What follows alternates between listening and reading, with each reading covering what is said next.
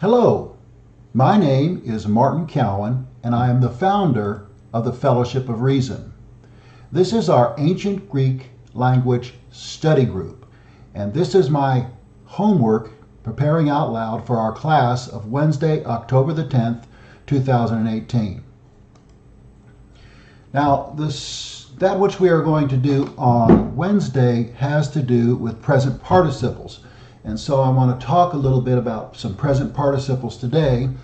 And you may recall from a previous video that we did the present participle for the verb to be. And one of the reasons why learning the verb to be which means being, the present participle of the verb to be, being, was so important is that this word and all of these words are used as the stem for other present participles. So let me review by reading the words that are the present participle of the verb to be. On, onta, ontos, onti, ontes, ontas, onton, usi.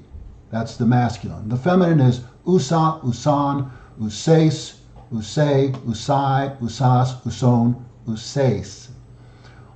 The neuter is on, ontos, onti, onta, onta, onton, usi.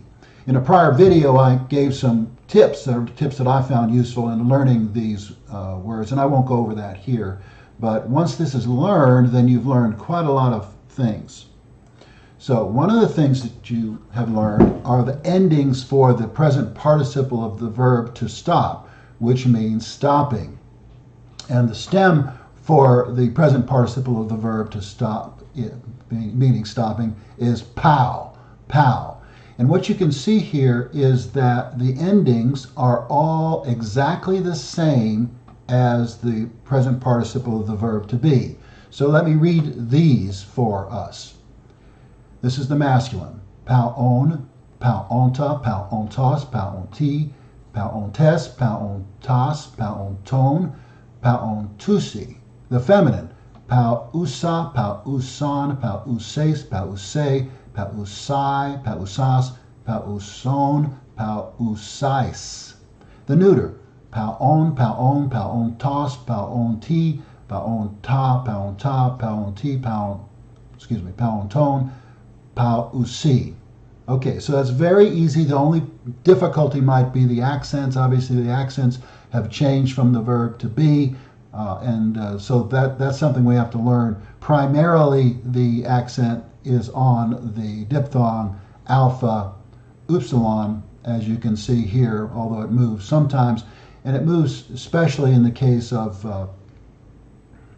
when there's a long vowel at the end of the word at the ultima. All right, one more slide, one more lesson in this lesson. All right, now, here we have the present participle of the verb to do, which means doing. Now this is almost the same as what we learned before. The only difference is that poio, which means to do, is an e-contract verb, which means the ending part of the participle changes a little bit. And basically it becomes omicron upsilon. OU. So let me read these. Poion, this is the masculine. Poion, poiunta, poiuntos, poiunti, poiuntes, poiuntas, poiunton, poiusi. That was the masculine. The feminine is poiusa, poiusan, poiuses, poiusei, poiusai, poiusas, poiuson, poiusais. The neuter is poiun, poiun, poiuntos, poiunti, poiunta, poiunta, poiunton, poiusi. Now the reason I'm doing this is because the e-contract verb is very easy if what you remember is that all you do is substitute the omicron upsilon for the middle part of the word, and then you've got it. Okay, that's the short lesson for today. This is our Ancient Greek Language Study Group. And remember, I am not an Ancient Greek language teacher. I am a brand new student of Ancient Greek. I only play a teacher on YouTube. Thanks for your interest. Bye now.